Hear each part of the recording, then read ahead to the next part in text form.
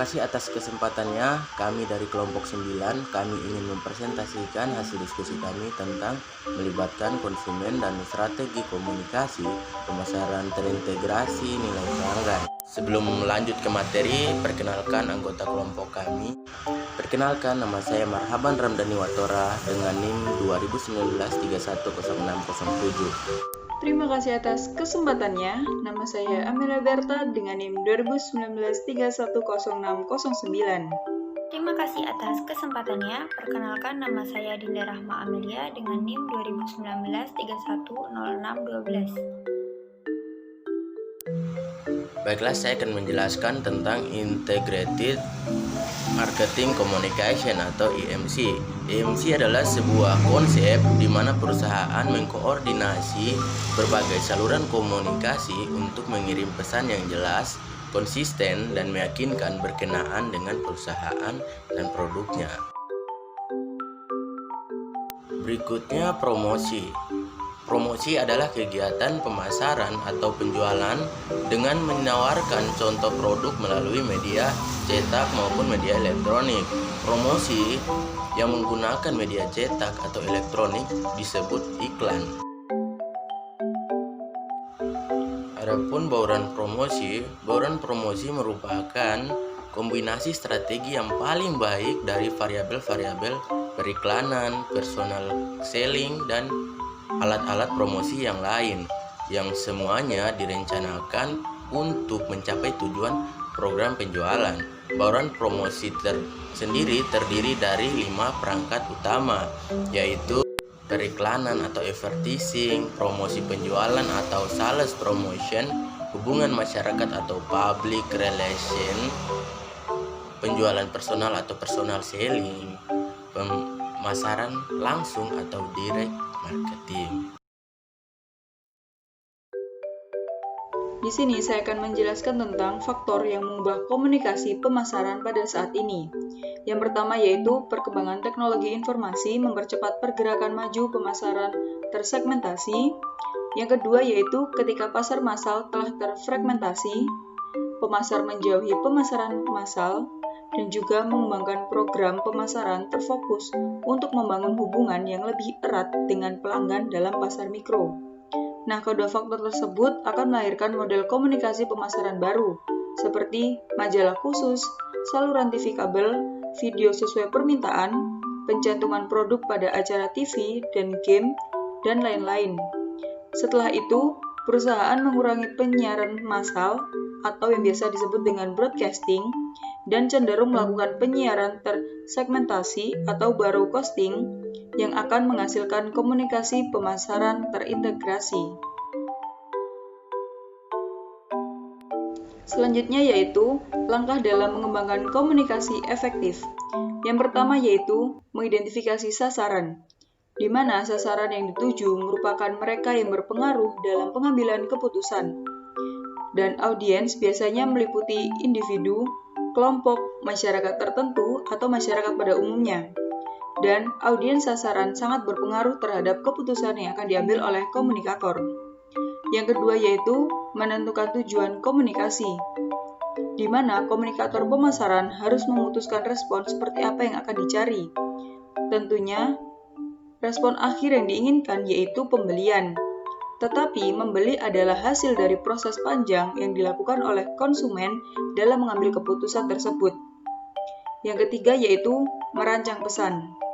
Idealnya, pesan harus mampu mengundang perhatian, mempertahankan minat, membangkitkan keinginan, dan juga memperoleh tindakan.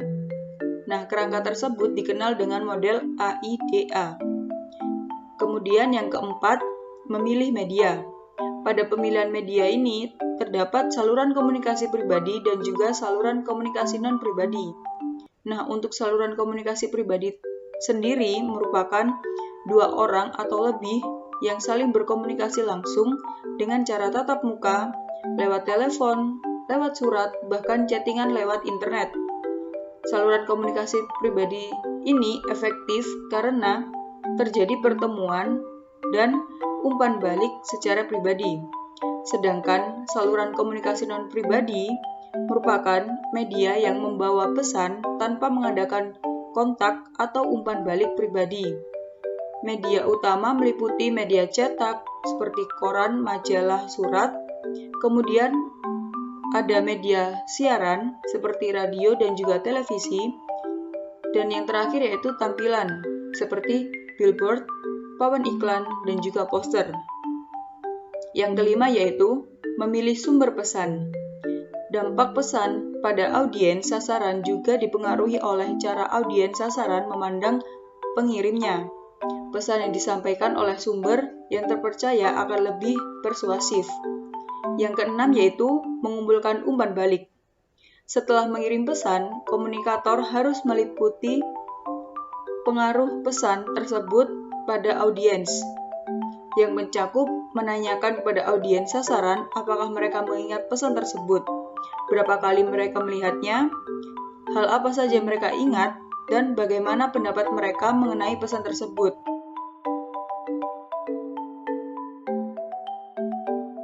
Baik, selanjutnya saya akan menjelaskan tentang menetapkan anggaran dan bauran promosi.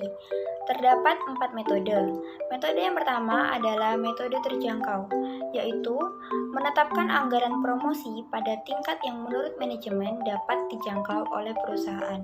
Metode yang kedua yaitu metode presentase penjualan, yaitu menetapkan anggaran promosi pada presentasi tertentu dari penjualan saat ini atau penjualan perkiraan atau sebagai presentase unit penjualan. Metode yang ketiga yaitu metode paritas kompetitif, yaitu menetapkan anggaran promosi agar sesuai dengan belanja pesaing. Metode yang terakhir yaitu metode tujuan dan tugas, yaitu penetapan anggaran berdasarkan tujuan yang ingin dicapai menggunakan promosi. Terdapat 4 langkah, yaitu mendefinisikan tujuan promosi spesifik, menentukan tugas yang diperlukan untuk mencapai tujuan, dan memperkirakan biaya pelaksanaan tugas.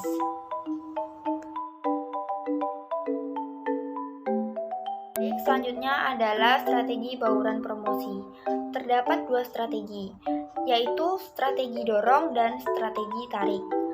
Yang pertama, strategi dorong adalah strategi promosi yang memerlukan penggunaan wiraniaga dan promosi perdagangan untuk mendorong produk melalui saluran. Produsen mempromosikan produk kepada anggota saluran dan membujuk mereka untuk membawa produk itu, serta mempromosikannya kepada konsumen akhir. Sedangkan strategi tarik adalah strategi promosi yang memerlukan pembelanjaan yang banyak untuk iklan dan promosi konsumen guna membujuk konsumen akhir untuk membeli produk. Jika strategi ini tidak efektif, selanjutnya konsumen meminta produk dari anggota saluran, kemudian meminta produk dari produsen. Sekian presentasi dari kelompok kami. Apabila ada salah kata, mohon dimaafkan. Assalamualaikum warahmatullahi wabarakatuh.